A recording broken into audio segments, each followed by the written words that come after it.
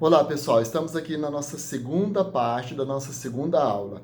Então, nós estamos falando do controle difuso de constitucionalidade. O controle difuso, também conhecido como controle concreto e também como controle incidental de constitucionalidade, ele tem início lá dos anos de 1803 nos Estados Unidos. É por isso que ele é chamado também o modelo americano de controle de constitucionalidade. Então, como se deu? Qual foi o precedente? Eu vou pedir para que vocês procurem na internet o precedente, que é o caso, né, o caso que deu origem a esse controle, que foi o caso Marbury versus Madison. É de 1803. Esse caso ficou famoso porque, imagine o seguinte, até então nós tínhamos o controle de constitucionalidade em um formato diferente. Nenhum juiz poderia declarar uma lei inconstitucional. Um juiz de primeira instância, um juiz da justiça comum. Não era permitido isso. Então se tinha a ideia de que uma lei, quando ela nasce perfeita. Eu cito como exemplo o exemplo de pais. Quando o pai olha para o filho, ele vê um filho perfeito. Dificilmente um pai vai ver defeito no seu filho. Então o legislador, ele vê a lei como um filho. Esse filho, ele nasce perfeito. O legislador não cria uma norma com defeito, ele não cria uma norma deficiente. Então, pelo processo legislativo, o legislador imagina que a lei seja perfeita. Então, não havia motivo para se pensar, olha, lá na sociedade essa lei vai ter algum problema. Mas em 1803 aconteceu. Um juiz, o juiz Marshall, esse juiz, nesse caso, em que duas partes estavam buscando um direito, o Marbury buscava uma nomeação que estava sendo negada pelo Madison. Então o Marbury perdeu o pedido dele para o governo americano, porque ele tinha feito um pedido, ele tinha sido nomeado para um cargo de juiz nos Estados Unidos, e quando ele não consegue essa nomeação, ele vai pedir os direitos dele na justiça. Só que eles estavam parados por uma lei infraconstitucional. E quando o Marshall foi fazer o julgamento, ele levou em consideração isso, falou que uma lei infraconstitucional não pode ir contra uma norma da Constituição. Isso virou um caso, um precedente, e a partir daí surgiu a teoria de que quando você está sendo processado, quando você é chamado à justiça, então vou citar um exemplo. E um exemplo clássico, se você pegar as jurisprudências do Brasil, você vai encontrar, procura lá no STF, você entra www.stf.jus.br, procura lá no link acima, jurisprudências, lá no cantinho direito em cima, na barrinha, jurisprudência. Clica em jurisprudência e aí você vai abrir para pesquisa. Procure lá, controle difuso de constitucionalidade. Vão aparecer várias decisões aqui no Brasil. Bom, o que acontece? Vou te dar um exemplo que vai ficar muito claro. Não tem muito segredo isso não. É muito fácil de você entender. Suponhamos que você esteja sendo cobrado na justiça o valor referente a uma taxa de prefeitura. Vamos supor, a prefeitura cria uma taxa ou um imposto. Vamos supor, a prefeitura ela cria um imposto sobre... vamos pegar aqui na Constituição. Aqui na Constituição a gente pode pegar um exemplo bem facinho. Dê uma olhada lá no artigo da Constituição, o artigo... dê uma olhada na competência em relação ao governo federal. Dê uma olhadinha lá no artigo 22, no inciso 11. O artigo 22, inciso 11, está falando que compete privativamente à União legislar sobre trânsito e transporte. Vamos supor que isso já aconteceu, não vou citar qual é o município, mas se vocês procurarem na internet, vocês vão encontrar um caso real em que teve essa situação. Um município de um determinado estado do Brasil, ele criou um imposto para carros de mais de 10 anos de uso. Então ele queria taxar de imposto aqueles carros velhos, para evitar que os carros velhos ficassem circulando nas vias públicas. Então ele criou um imposto taxando os carros de mais de 10 anos para que os proprietários pagassem esse imposto. Esse imposto caiu na inconstitucionalidade. Por quê? Porque o município não pode legislar sobre trânsito e normas, criar impostos sobre trânsito, legislar porque a competência é privativa da União. Os municípios, eles podem só seguir as normas, essas normas gerais. Então, o que acontece? Vamos supor, seguindo essa linha de raciocínio, vamos supor que a prefeitura crie uma taxa ou um novo imposto que não é de competência dela. E aí você não paga esse imposto e a prefeitura entra com uma ação de execução contra você. Então, aí, o que acontece? São as seguintes situações. O juiz, ele pode, de ofício, falar, não, essa norma, essa lei é inconstitucional. Eu me recuso a seguir com essa ação, porque essa norma é inconstitucional. Por que chama controle incidental? Por quê? Nesse caso, no âmbito de um caso concreto, se discute direitos subjetivos. A inconstitucionalidade ela é arguída incidentalmente ou por via de exceção, ou, como se pode se perceber, o juiz decide de ofício.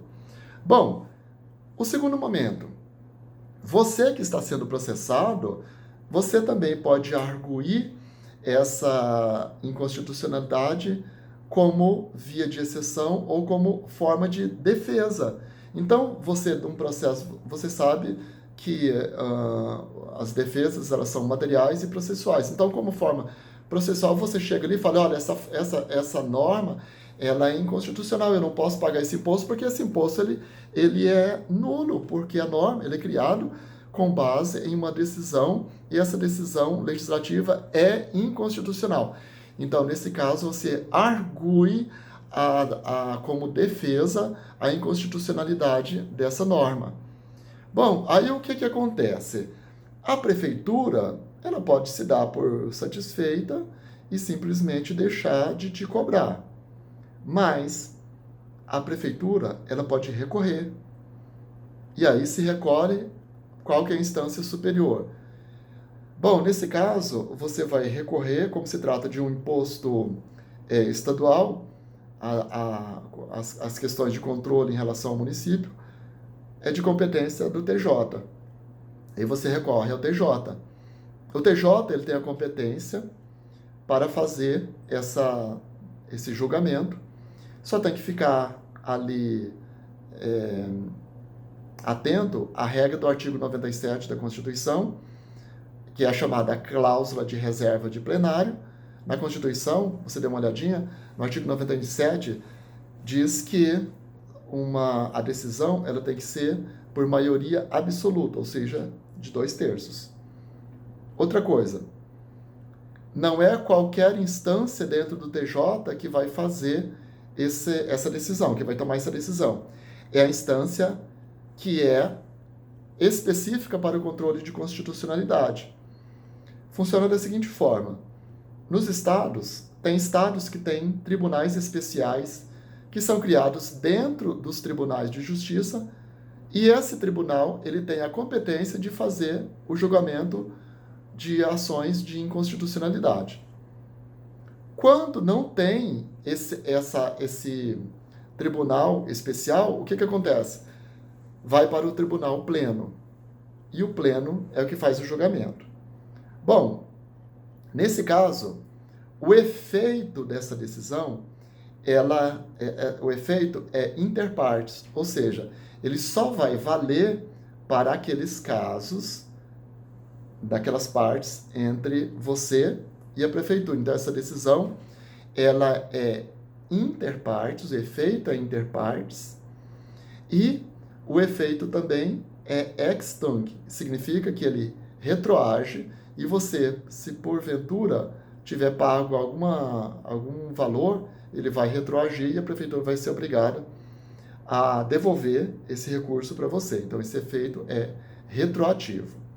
Bom, agora imagine o seguinte: imagine se a situação for do governo do estado. O governo do estado ou até a própria União, ela pode lançar um imposto, uma norma, te cobrando um imposto ou uma determinada taxa.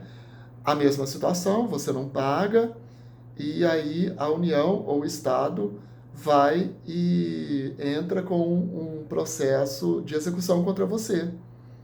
Aí você também, como via de defesa, faz a arguição, o juiz também pode fazer isso de ofício, ou você, como via de exceção, para se defender, desculpa, você para se defender, você entra com a arguição de inconstitucionalidade, incidentalmente.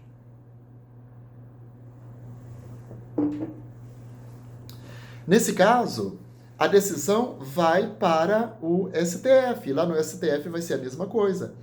Os tribunais especiais, o Tribunal Especial vai se reunir e, por maioria de 2/3, cláusula reserva de plenário, vai declarar a norma inconstitucional. Mas atenção, o que acontece aqui?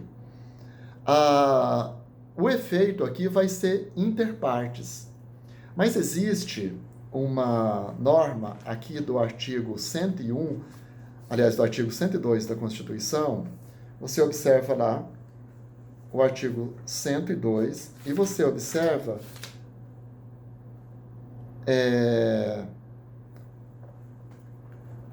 no parágrafo 3º.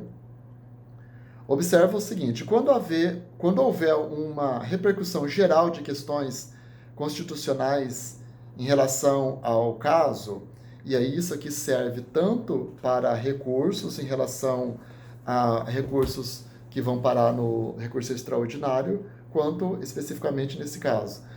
Se houver uma repercussão extraordinária, ou seja, se várias pessoas forem passar pela mesma situação que você está passando, por maioria de 2/3, esse plenário, ou esse Tribunal Especial do Supremo, ele pode fazer que o efeito transborde, ou seja, transformar o efeito inter partes em efeito erga omnes.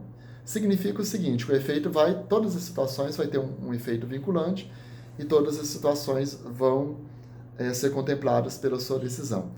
Essa é uma situação em que o controle difuso, e aí ele se transborda para uma decisão erga omnes, significa que vai fazer lei para todos a partir dessa decisão. Bom, então, como você pode perceber, esse controle de inconstitucionalidade do caso concreto, ele é para proteger todas as pessoas de possíveis situações em que você é penalizado por uma norma e essa norma é simplesmente inconstitucional. O Brasil, ele admite esse controle incidental e nós temos aqui a previsão legislativa do artigo 27. O artigo 27, nós temos uma lei, que é a lei de ação direta de inconstitucionalidade, que regulamentou essa lei, que é a Lei 9868 de 99. Aí você pega lá, dê uma olhadinha no artigo 27. O artigo 27, ele fala da seguinte forma: ao declarar a inconstitucionalidade de lei ou ato normativo, e tendo em vista razões de segurança jurídica ou de excepcional interesse social, poderá o Supremo Tribunal Federal, por maioria de 2/3 de seus membros, ou maioria absoluta, restringir os efeitos daquela declaração ou decidir que ela só tenha eficácia a partir de seu trânsito em julgado ou de outro momento ou que venha a ser fixado. Então, quer dizer o seguinte: bom, vamos supor que a situação seja a seguinte: muitas pessoas acabam tendo os seus direitos garantidos pelo transbordo dessa decisão. Vamos supor que a prefeitura ela esteja contando com aquela taxa para conseguir fazer os investimentos que ela precisa. E pode ser que esses investimentos sejam muito importantes para o desenvolvimento daquele município. Então, o Supremo Tribunal Federal, também por maioria de 2/3, pode fazer o que se chama de modulação da decisão. Essa modulação significa o seguinte: vai modular, ou seja, vai adequar a decisão para não prejudicar também a prefeitura.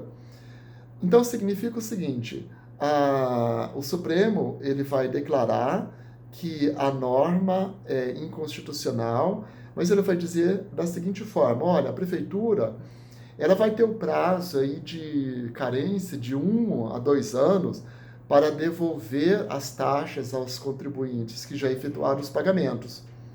Então, dessa forma, o município ele vai ter mais condições de se adequar a essa decisão. Bom, entendido isso, então vamos revisar um pouquinho. Então, quando a revisão de uma lei ela chega ao Supremo, né, ao Supremo Tribunal Federal, se for uma decisão interpartes, se for se muitas pessoas estiverem na mesma situação, se tiver uma situação em que há um interesse social muito grande, o Supremo pode fazer a decisão transbordar, fazer a decisão se tornar erga omnes. Por outro lado, existe também, se houver um impacto muito grande nas finanças do Estado ou do município para devolver esse recurso, o Supremo também pode fazer a modulação, também por decisão de 2/3 dos membros do tribunal, e esse tribunal ele vai declarar uma modulação, ou seja, ele vai fazer com que a decisão ela tenha um efeito modular, ou seja, vai ter um efeito mais leve, vai dar um prazo para que o Estado se adeque a essa norma, se adeque a esses valores, e aí o Estado vai conseguir devolver esse recurso com mais tranquilidade. Beleza? Entendido isso? Então, o que acontece? Qual que é a função aí do tribunal? Tanto o TJ, no caso das leis municipais, quanto o Supremo Tribunal, no caso das leis estaduais e das leis federais, o que fica evidente é que o Supremo Tribunal Federal ele vai fazer a declaração de inconstitucionalidade da norma. Mas fica a pergunta: a norma continua existindo ainda ou não? Ou a norma é limada do ordenamento jurídico? Bom, aí você tem que entender o seguinte: só o legislativo pode retirar uma norma do ordenamento jurídico. O Supremo declara a inconstitucionalidade, mas quem retira a lei do ordenamento jurídico é só o legislativo. Bom, como é que isso vai funcionar? O legislativo ele vai fazer da seguinte forma: o legislativo, no caso aí, a Constituição fala do Senado Federal. O Senado Federal é o único que tem a competência para retirar uma norma federal declarada inconstitucional. É até interessante que você observe aí. Observe o artigo 52, que fala da competência do Senado Federal. Então, na Constituição Federal, está escrito assim, no artigo 52, compete privativamente ao Senado. Lá no inciso 10, suspender a execução no todo ou em parte de lei declarada inconstitucional por decisão definitiva do Supremo Tribunal Federal. Mas aí você pode até questionar: bom, mas por que é o Senado Federal que faz esse papel de retirar a lei? Não seria a Câmara dos Deputados Federais? Bom, pela lógica seria, mas a Constituição acabou colocando o Senado nesse papel porque, né, os motivos são diversos. Pode ter entendido que o Senado seja a instância mais, digamos, madura para fazer esse papel, mas, né, teoricamente, doutrinariamente, se entende que essa decisão caberia aos deputados e não ao Senado. Aqui a gente poderia até, né, fazer uma análise e compreender que seria essa norma originária inconstitucional, porque no sistema brasileiro, no ordenamento jurídico brasileiro, não se admite uma norma originária inconstitucional. As normas originárias, como a Constituição Federal, não podem ser inconstitucionais porque ela não pode debater contra ela mesma. Seria uma aberração jurídica. No sistema brasileiro, isso não é permitido. Mas a doutrina alemã, ela permite isso, ela tem esse entendimento. Bom, e se a norma for norma estadual? Aí vai caber da seguinte forma: o STF decide pela inconstitucionalidade e quem retira a norma do ordenamento jurídico são os deputados estaduais, a Assembleia Legislativa que faz esse papel. E se a norma for municipal? Nesse caso, são os vereadores que vão retirar a norma do ordenamento jurídico do município. Bom, pessoal, eu espero que vocês tenham gostado do nosso assunto. Eu vou distribuir para vocês no ambiente e também vou manter um contato com vocês pelo e-mail e vou distribuir o material escrito para que vocês possam estudar um pouco mais. Vejam a doutrina, resolvam o caso concreto e nós nos vemos na próxima aula. Um abraço para vocês.